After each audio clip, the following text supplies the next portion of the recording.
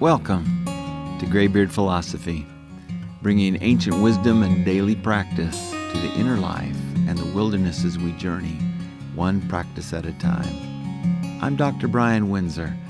Today, we'll explore the first of the wilderness conditions, liquid modernity. Today's essay is titled, Navigating Liquid Modernity, Lessons from the Jungle on Base Camp, Bearing, and Unstable Weather. When I was a young first lieutenant with the Special Forces, we traveled to Guam and the Mariana Islands for jungle warfare training. I was excited with anticipation. When we arrived, we discovered that this would be no tropical vacation in paradise. The summer in that region was hotter than I expected, and I quickly learned the jungle is a wilderness with many wildernesses. It teaches through conditions. One moment the weather can be oppressively hot and humid. The next it drenches you with rain before you can even think about getting under a poncho. Under the triple-layer canopy, it can feel gentle and cool. Then the trail pushes you into thickets of elephant grass where the humidity turns suffocating. Coming out of the canopy and forcing our way through those thick stands felt like we were miniatures trying to push through uncut Bermuda grass in a hot summer lawn. Kept our sleeves rolled down to protect our arms from the grass's serrated blades. I don't think it ever crossed my mind to quit, but I'm certain I had a chorus of complaints running inside my head, like, hey, where's the bananas and the coconuts that's supposed to be in the jungle? As we trudged forward, I could faintly hear the sound of rushing water. I dismissed it as wishful thinking because we were deep in the heart of a jungle. Then, just as it became nearly impossible to cut our way forward, the giant grass opened up and we stepped into a clearing. There it was, a waterfall. It wasn't huge, maybe 10 feet high, but a waterfall is a waterfall. I felt immediate relief. I was just about to toss my weapon, drop my rucksack, strip down, and step into that shower when our guide stopped us with a slight hand signal. We backed into the grass, fanned out, went down into a crouch, and began scanning. We stayed there, perfectly still, just inside that suffocating wall of elephant grass for what felt like an hour. The waterfall of relief was only meters away. My legs began to cramp. My back was soaked with sweat under the weight of my ruck. My hands were slick on the stock of my M16. Salt stung my eyes, and still we held the crouch, scanning the jungle for movement, for any sign of danger. Finally, our jungle guide calmly stood and faced us. "Boys," he said, "if I were hunting you, this is where I'd set up my ambush." And with that, he stripped down and took a shower under the waterfall. Yes, I had my turn too. But I never forgot the lesson. The changing conditions of the jungle had worn down my attentiveness to the safety of the mission. After cool stretches under canopy, drenching rain, and then the grueling push through suffocating elephant grass, my focus on what mattered most diminished. It was lost not to one dramatic mistake, but to the steady pressure of the conditions. And that is what unstable conditions do. They don't always break you in a single moment. They wear you down until the obvious lure feels harmless, even welcoming, and the discipline to pause, scan, and maintain bearing feels unnecessary. This is what I mean by liquid modernity. Liquid modernity, cultural weather that won't hold its shape. Sociologist Zygmunt Bauman used the word liquid to describe modern life because so much of what once felt solid no longer holds its shape. Identity, community, work, institutions, and norms. Things previous generations leaned on as stable reference points now shift, dissolve, and reform faster than we can orient ourselves. In a liquid world, nothing stays fixed for long.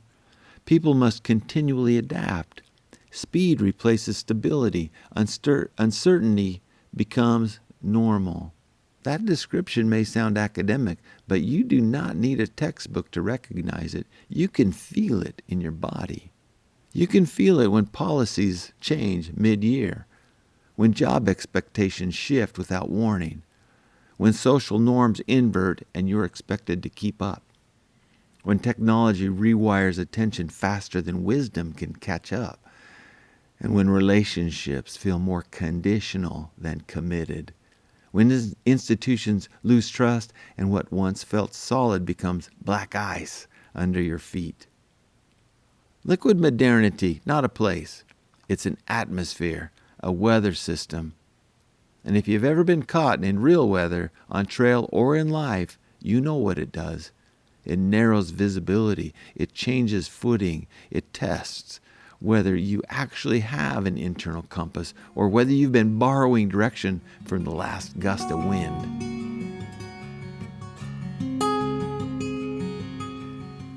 Weather doesn't ask permission. On the trail, weather is the great disruptor. A blue sky turns black in minutes.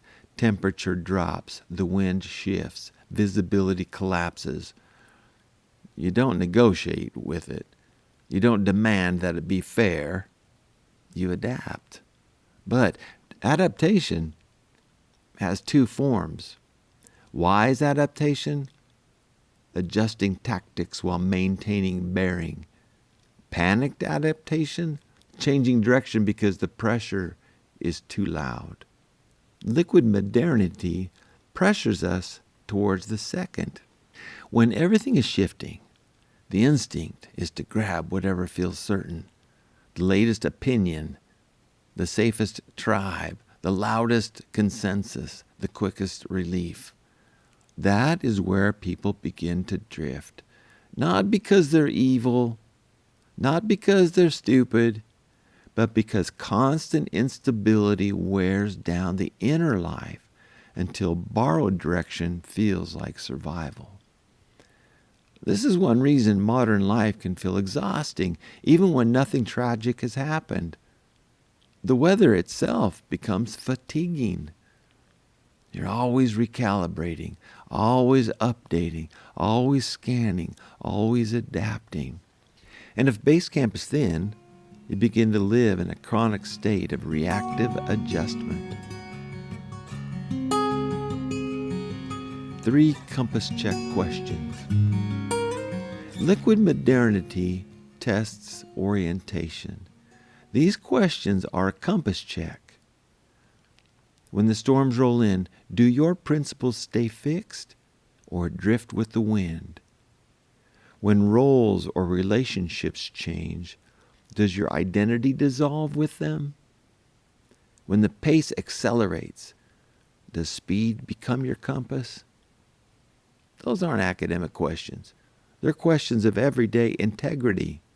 Because in liquid weather, the temptation is not only to change tactics, the temptation is to change what you believe is true, quietly, so you don't feel left behind or left out. Thich Nhat Hanh, impermanence is real, and that is not bad news. If liquid modernity is cultural weather, Buddhist wisdom offers a deep truth about weather. Impermanence is real. Thich Nhat Hanh does not present impermanence as a threat. He presents it as a reality we can stop fighting. Much of our suffering comes from demanding that what is unstable become stable. We cling to conditions as though they can guarantee well-being. And because modern life is liquid, we begin to live with a familiar soundtrack. I will be happy when. I will be happy if. I will no longer be unhappy when. I was happier when. That way of thinking quietly trains the soul to live downstream of weather. Peace is always postponed. Stability is always somewhere else. Contentment is always one more achievement purchase, transition, or approval away. But if our happiness is attached to unstable conditions, our happiness becomes unstable too. Let me say that one more time. If your happiness is attached to unstable conditions, your happiness is unstable too. This is where base camp matters. In an impermanent world, the question is not, how do I make everything solid?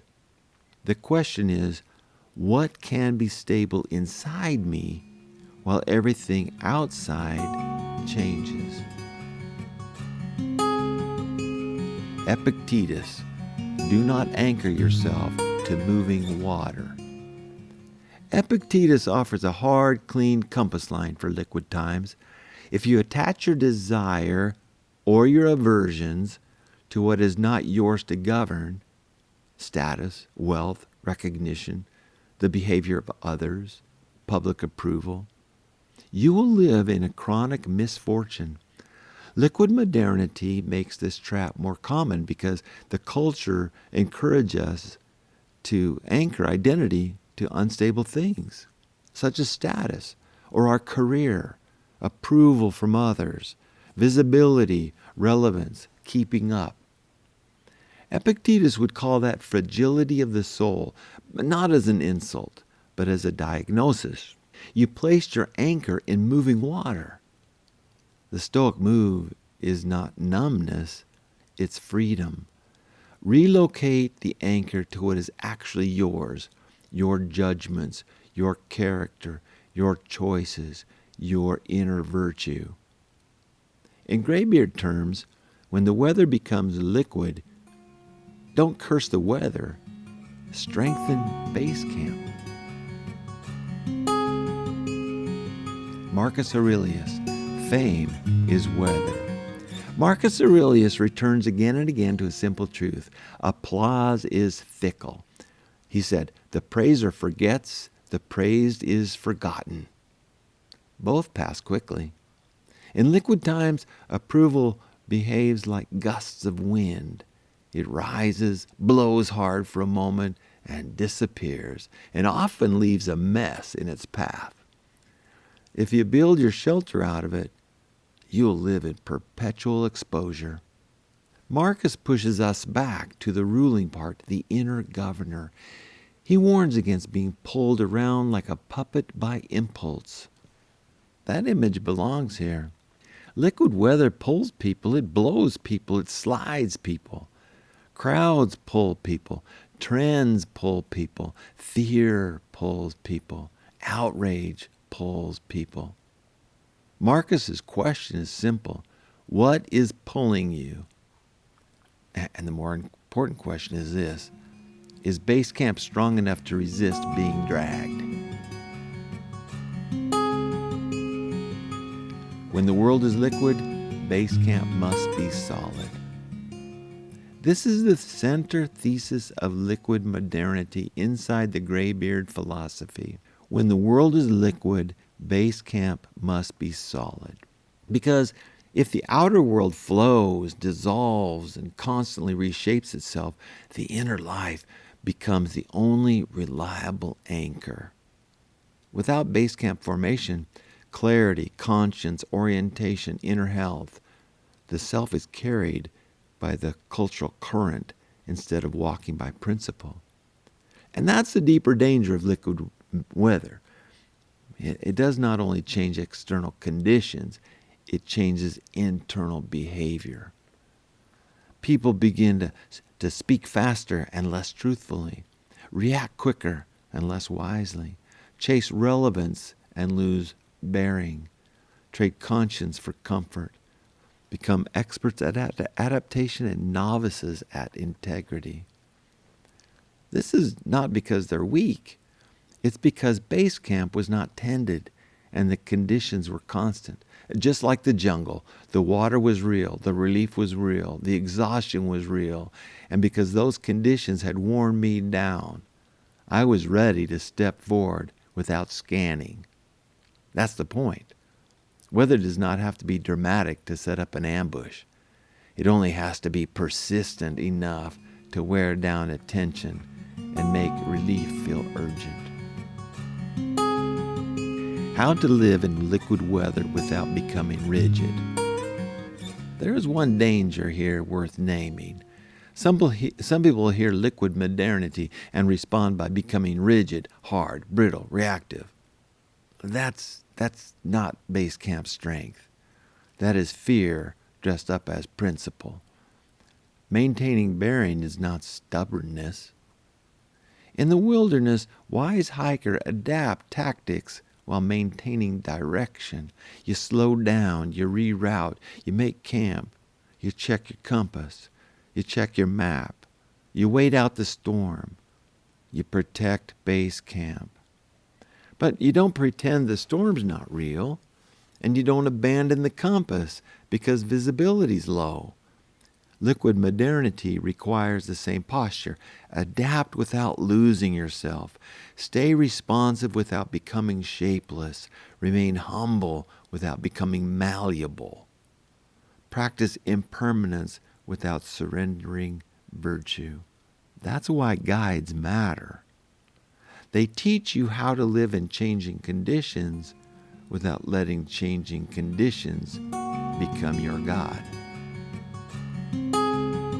Internal practice, the weather report and bearing. The focus. When weather shifts, maintain bearing. Step 0. This is entering base camp. Take 2 minutes. It's the slow inhale and the slow exhale that returns you to base camp. Relax your brow, your jaw, your shoulders, and your hands. And in the in-breath, silently say, steady. On the out-breath, silently say, maintain bearing. 1. In-breath, steady. Out-breath, maintain bearing. In-breath, steady. Out-breath, maintain bearing. Pause the podcast and count to 10. Now you can read this post or listen to the podcast with one question. What liquid weather is pressing on my life right now? Just choose one. Reflection. What around me feels unstable, shifting, or hard to stand on? When conditions change quickly, what happens in me first? Urgency, fear, reactivity, people-pleasing, numbness? What principle feels most pressured to bend right now? One small action this week, just pick one. Slow down decisions until it matches the speed of integrity. Or write one brief and fundamental principle on a card and carry it with you. Or, when the pressure rises, take 3 breaths from responding and ask, what is true north here? Or, reduce one input that keeps you reactive in a reactive adaptation mode. Then, a trail marker. 1 sentence, write, in this liquid weather, I will maintain bearing by, and then fill in the blank and carry that with you. Here's the bridge to the next condition. In unstable weather, the mind looks for handholds. It reaches for certainty, stimulation, and relief. That's where the next condition enters, not as climate, but as craft. In the next post, we'll explore the attention economy as a wilderness of lures and mosquitoes, not only the buzzing distractions that erode presence, but the designed traps that capture desire and pull attention off its trail. Hey, thank you for listening to Graybeard Philosophy. If this helps you, stay with the practice. Small and faithful is enough. You can find the written version of this podcast at graybeardphilosophy.com. Until next time, be kind to yourself and learn something for the next trek.